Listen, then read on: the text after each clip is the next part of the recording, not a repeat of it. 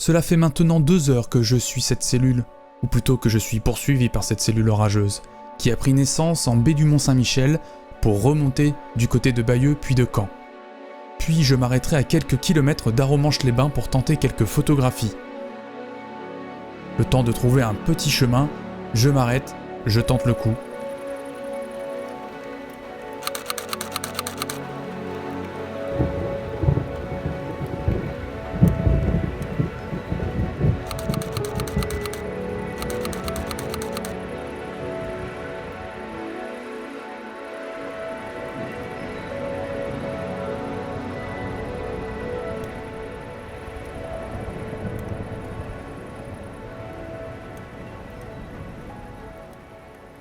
Mais l'orage remonte très rapidement. La pluie m'atteint déjà.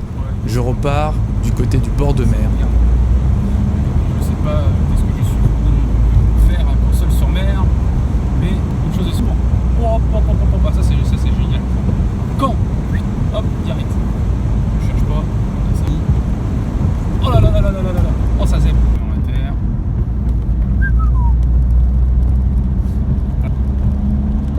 Ça continue maintenant, ça va être dur de le respecter. Désolé, mais. Yes.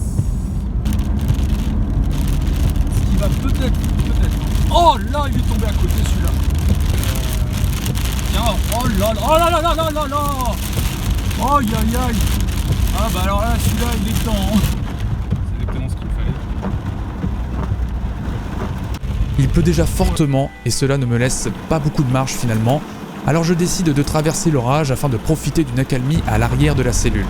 Par chance, je trouverai quelques minutes plus tard une aire de repos sur le bord de la route et d'observer l'activité électrique avec une vue bien dégagée en direction de la mer.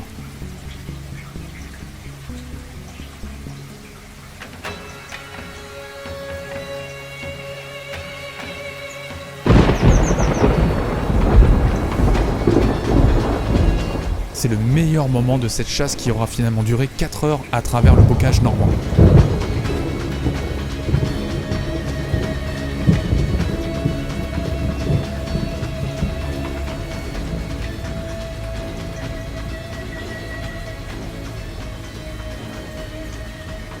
À l'arrière, les dernières salves électriques se feront sur l'eau à environ 2 ou 3 km de ma position, avec de puissants impacts positifs.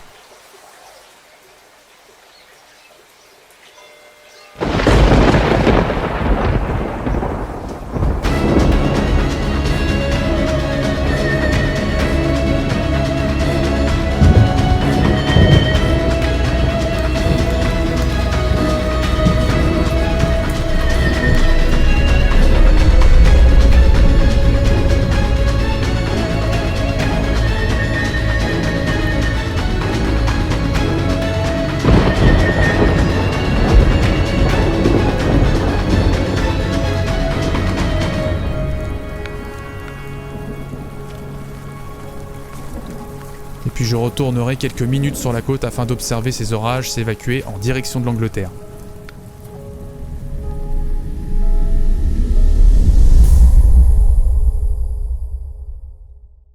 Le mois de juillet sera très peu instable. Un temps très sec, assez chaud. Une météo très ennuyeuse pour les passionnés d'instabilité. Mais une superbe comète dans le ciel nocturne.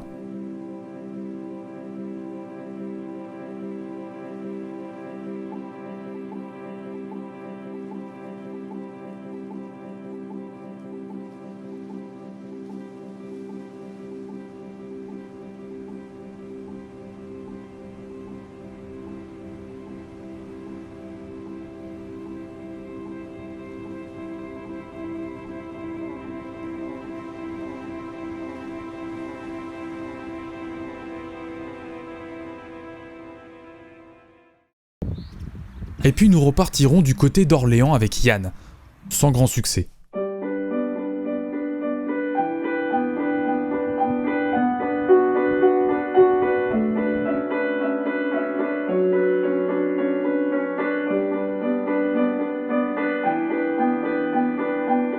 Les orages passeront au large, au sud, au nord, en région parisienne, mais nous ne voyons pas le moindre éclair à l'horizon. Des heures et des heures à attendre pour rien, dans ces plaines jonchées d'éoliennes.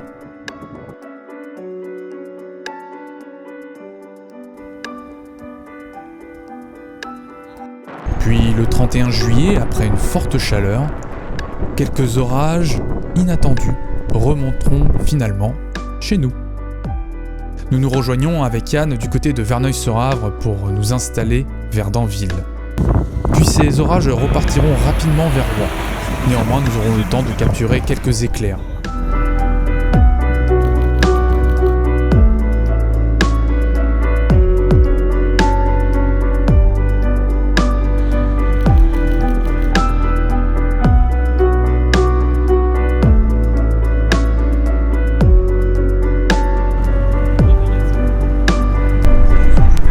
Nous observons d'autres orages très électriques remonter depuis le massif central. Après quelques minutes de discussion, nous décidons de partir en Bourgogne, où Yann trouvera un magnifique point de vue au nord de la ville de Joigny, entre Auxerre et Sens.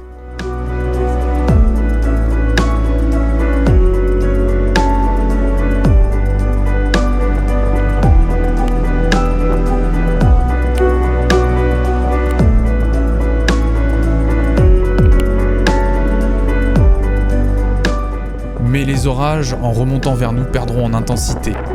Le vent devient fort et on voit bien que toute cette structure perd en énergie. Avec ce vent, la poussière est telle que nous parvenons à peine à distinguer les éclairs au loin.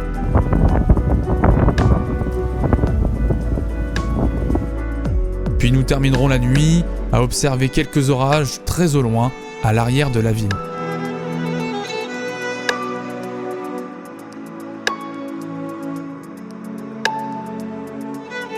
Et puis c'est de manière quasiment miraculeuse qu'un tout petit orage se déclenchera durant quelques minutes, juste avant que nous repartions en Normandie.